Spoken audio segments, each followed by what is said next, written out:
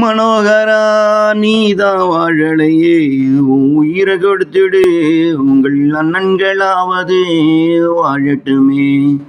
இப்படிதான் சூனிய காரணங்க ஏவி விட்ட எவளு என் தூக்கத்தில என்கிட்ட வந்து கேட்டது.